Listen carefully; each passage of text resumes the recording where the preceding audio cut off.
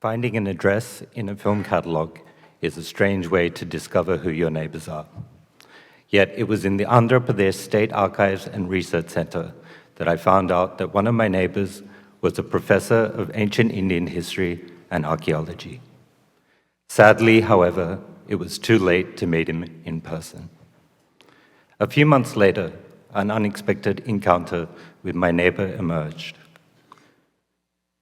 Walking into the lot of apartments in which I lived, one of the apartments was being emptied, the professor's, a coordinated disposal, presumably to make some space in the home.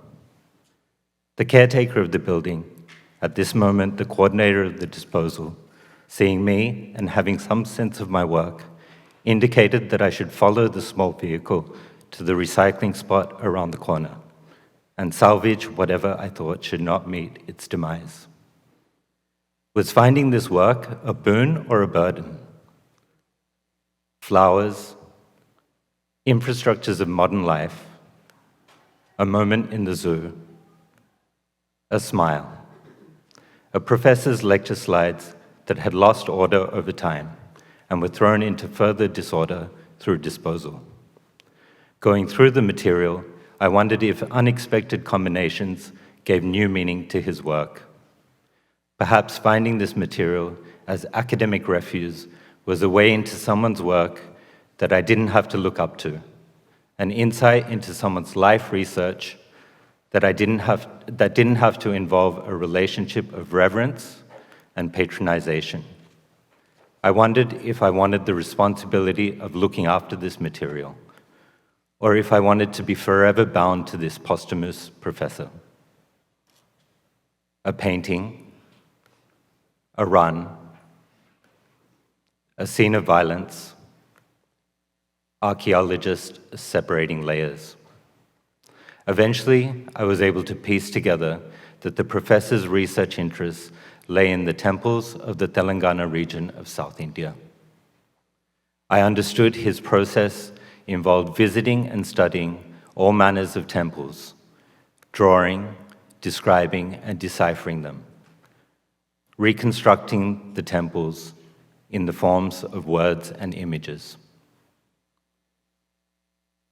Amongst the materials were a number of VHS tapes in which there were hours of rushes, that is, raw footage for documentaries.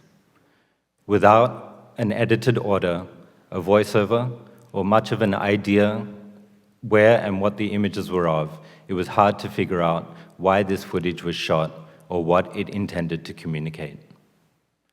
Digging a bit further, I found a pamphlet he had authored, Area under Srisailam Project to be Submerged, and I was lucky to have a friend willing to go to a library where it was kept, photograph and share with me the images of the book.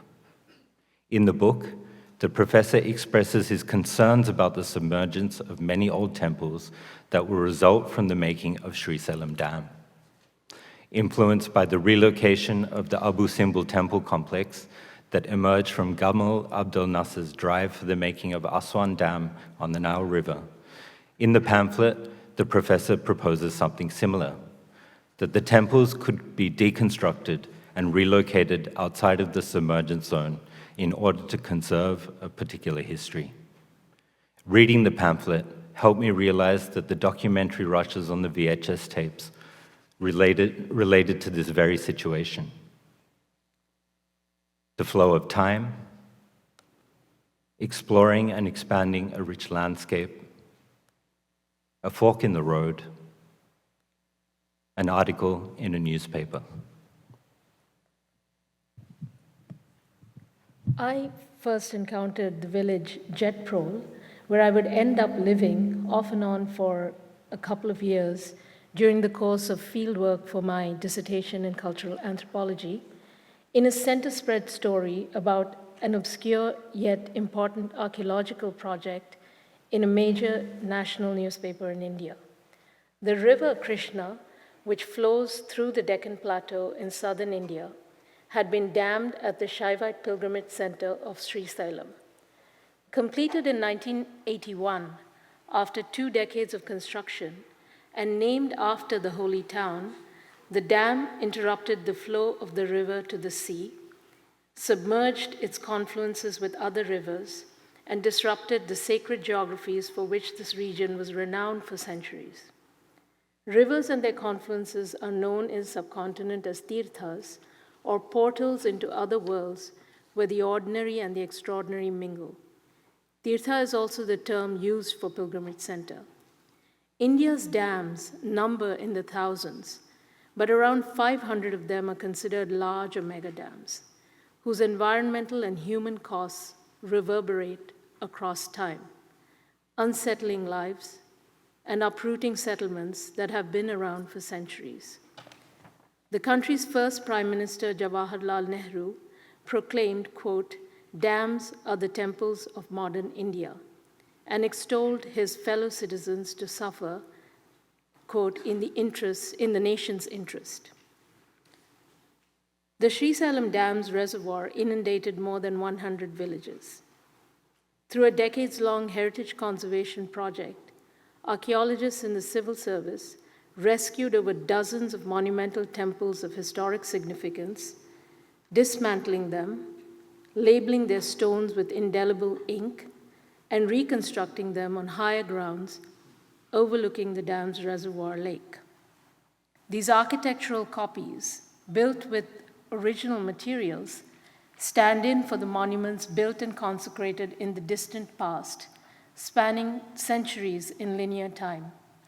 Meanwhile, more than 100,000 people were forcibly evicted from these same villages before their submergence.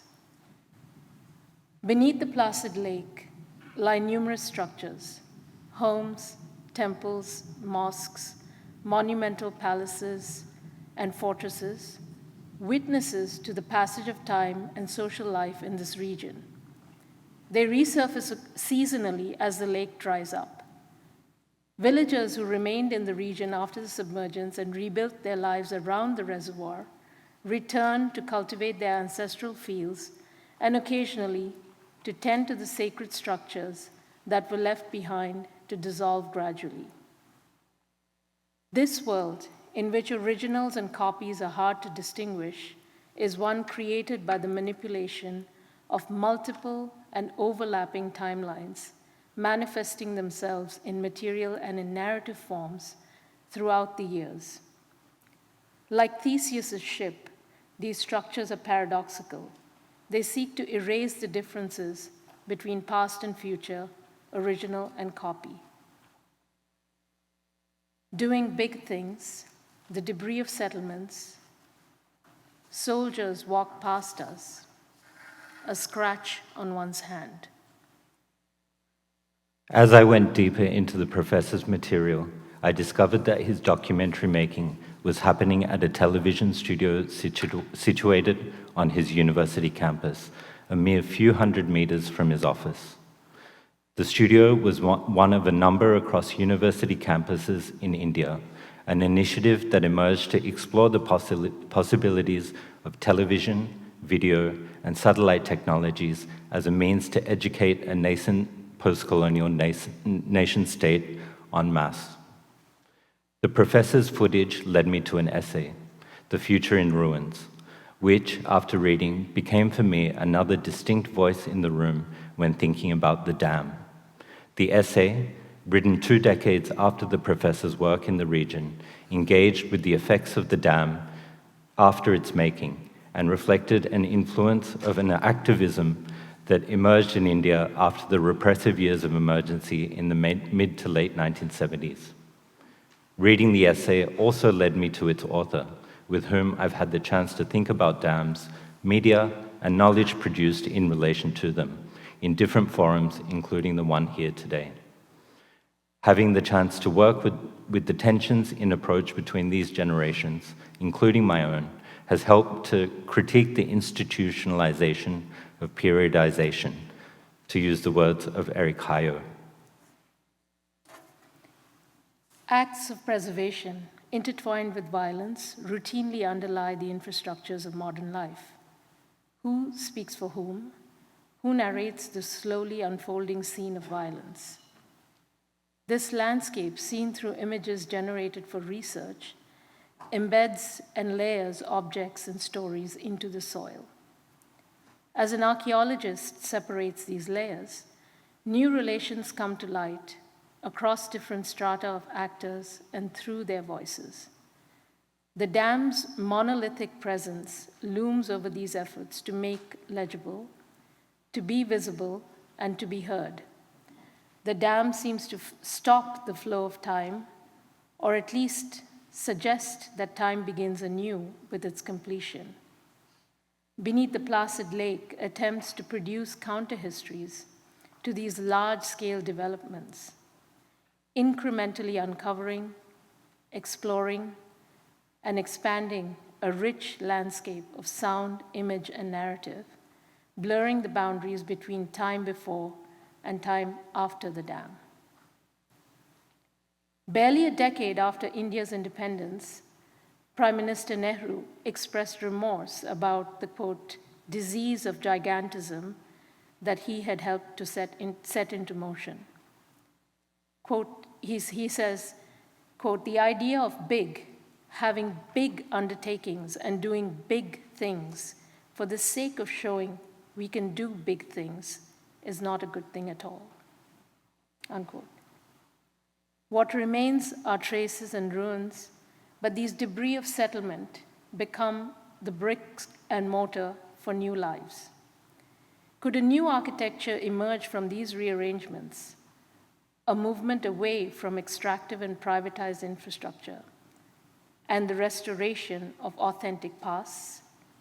Could these stories make space for imagining reparations that function as future-making practices? We leave you with these words and images and stories as tools for an architecture to come.